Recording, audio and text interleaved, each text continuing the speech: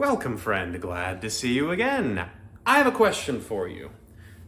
Why the fuck do we spend so much time needlessly suffering if we're so-called an infinite creative being, if all is love and separation is just an illusion? Why the fuck do we suffer so much? Why do we feel overwhelmed? Why do we feel not good enough? Why do we feel not capable? Why do we feel these things? Well, I'm going to answer the number one reason why it is that human beings suffer on Earth.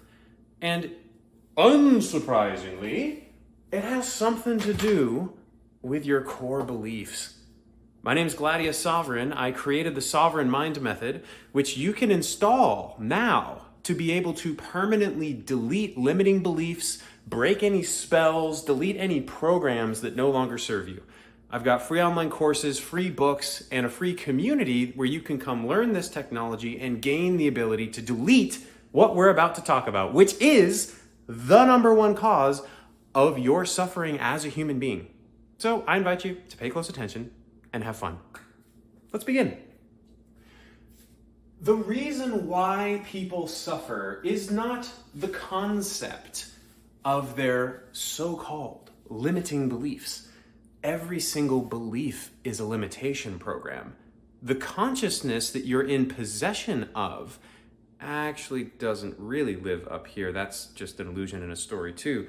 What I mean to say is the consciousness that you wield through intention, that you are at the core of your being, is beyond every single limitation program, beyond every spell, beyond every decision, beyond the illusion of time and space. And that's all nice spiritual truth, but practically speaking, almost all of our suffering in this human vessel comes from what we believe to be true. If at a fundamental level, you have a core, hidden, underlying belief system and identity that says and declares into the universe, I'm not safe. In fact, I'm not lovable. Matter of fact, I'm not worthy, I'm not enough, I'm not capable, because you see, I am a loser failure who is not important, and underneath it all, not good enough.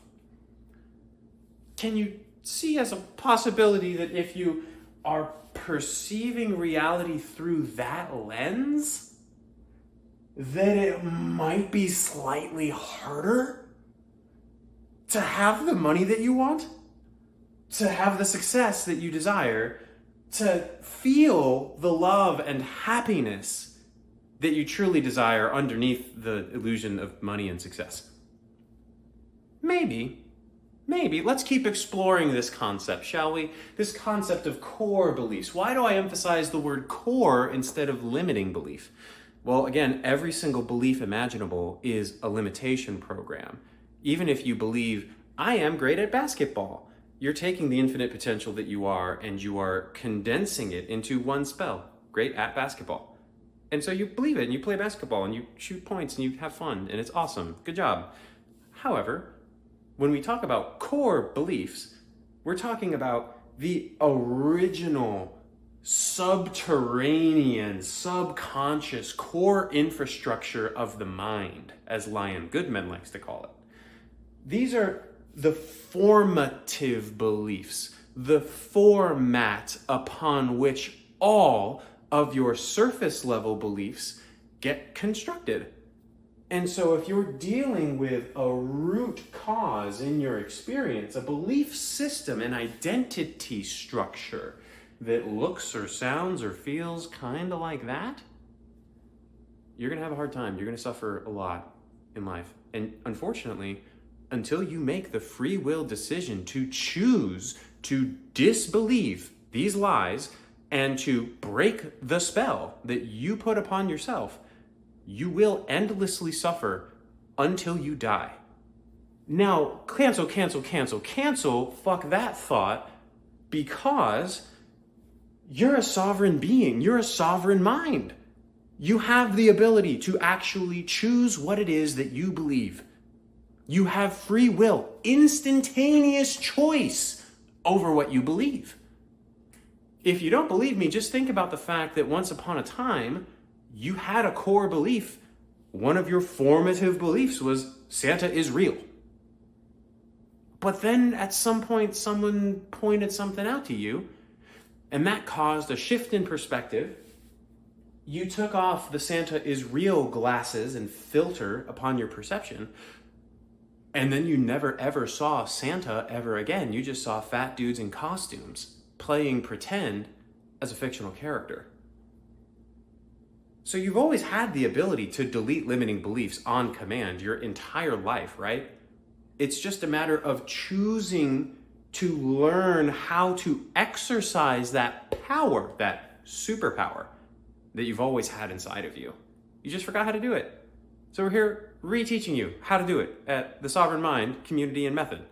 And let's talk a little bit about why it's important to understand the origins of these stories, of these programs, right? They come from all kinds of different sources. They can come from literally just the society that you live in.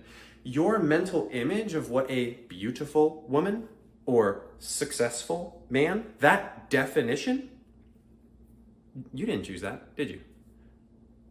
Once upon a time, someone showed you an image of what that looks like and you just agreed to it. You just started believing it, that a successful man wears a suit and tie and looks dapper and has all these mannerisms. Or a fucking beautiful woman has big breasts and a perky butt and she's super hot. But it's all made up. It's nonsense. There's different cultures that have different definitions in place for what a successful man and successful woman look like. It's all make-believe nonsense. And so your society can imprint you with beliefs, but when we say imprint, really they mean show you information that you as a conscious, limitless, eternal creator choose to accept and believe. More on that later. Your family can also do the same thing. So if you grow up in an environment like I did, where you have an explosively angry father that has you feeling like you have to walk on eggshells, that story will continue to play out in your life and all of your relationships until you undo the learning of, I need to walk on eggshells or I'm not safe. Your family, the environment that you grew up in, and all of those original traumas that you took on as a child, that you experienced and then made conclusions from. You learned through those traumatic experiences of like, holy shit, that kind of person is not safe. And when that behavior happens, I need to change who I am and I need to be perfect. I need to be the people pleaser. I need to be the one who's in control. I need to be the aggressive one. Whoever, whatever story that you created to counteract the traumatic event, that's going to be solidified into your subconscious belief system until you choose to delete it. And then you're free forever.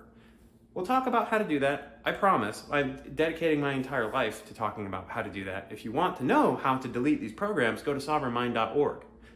Regardless, these limitation programs can also come from past decisions and agreements that you made.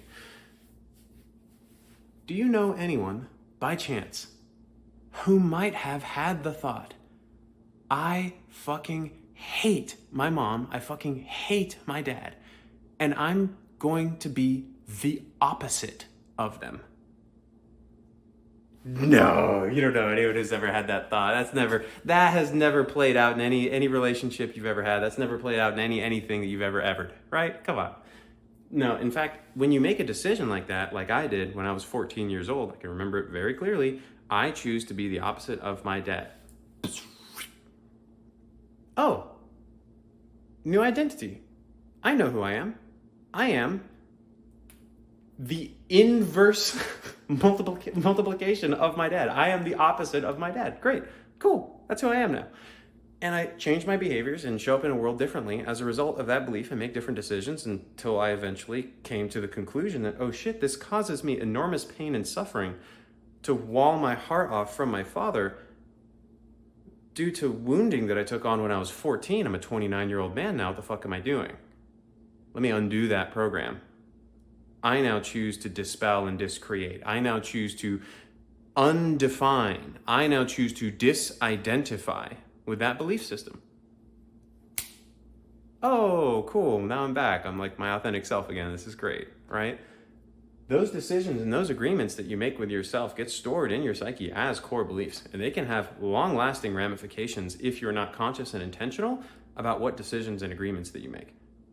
So just bear that in mind, that your core belief system, once again, doesn't just happen to you, it's also informed and created by you. And at the fundamental level, it's always informed and created by you. The last piece that may be slightly controversial, but decreasingly so, is that your core beliefs can actually come from ancestral experience. So we know this now through epigenetics, that 1, 2, 3 generations downhill from a core traumatic event like the Holocaust, for example, that children, regardless of growing up in a much safer environment, are still embodying and exhibiting certain trauma and stress responses and certain belief systems, seemingly unconsciously, seemingly unwittingly, that were simply passed down through that generational experience. And it kind of makes sense from an evolutionary standpoint why that would happen, right? Like, think about it. I want to make sure that my genes survive infinite generations. That's the goal of life and reproduction, infinite generations. So if I have an extraordinary experience that would be a threat to a future generation, I need to be able to pass that information down beyond just through an oral tradition. So there's actually a epigenetic substructure to the fucking meat suit vehicle that you're in that can pass down trauma. And it turns out that those physiological gene expressions also correspond with energetic belief expressions. And so you can take on belief systems from your ancestors and carry emotional energy in your field that didn't even come from this life's experience. Don't need you to believe me. As you continue to explore your own belief system, you'll inevitably encounter such a belief, and then you'll have the direct gnosis of what I'm telling you now. So these beliefs, these core beliefs, the underlying infrastructure of your mind that cause all of your suffering, come from multiple sources. And it's your responsibility to be able to discover them. And I teach multiple methods on how to discover these core beliefs through my online courses, through my book. Highly encourage you to check it out. And then once you discover what these spells are, it's up to you to make the free will decision to be your true self, not the false self that's living in the lie of these limitation spells and programs. That false self that believes bullshit, like I'm not enough, I'm not safe, I'm not lovable, that false self is living in a self-imagined hell. Because you believe in hell spells, thus causing very predictable results. The predictable results are self-sabotage, self-judgment, self-criticism ad infinitum. Because you're taking your limitless I am potential and condensing it into these counterproductive, damaging self-concepts. And it doesn't have to be that way. The good news is that you truly are an infinitely powerful creator being. You truly do have the ability to delete these limiting beliefs on command. I'm so glad to fucking show you how. Come check out our community. Go to sovereignmind.org/experience to experience the Sovereign Mind method and liberate yourself from these hell spells, from these limitation programs, from these old stories. You can undo all of this. You really can. You can undo all of the core beliefs and the lies that you've internalized. You can take off these glasses and stop perceiving all of the love through this lens of fear and actually, truly, just let love in.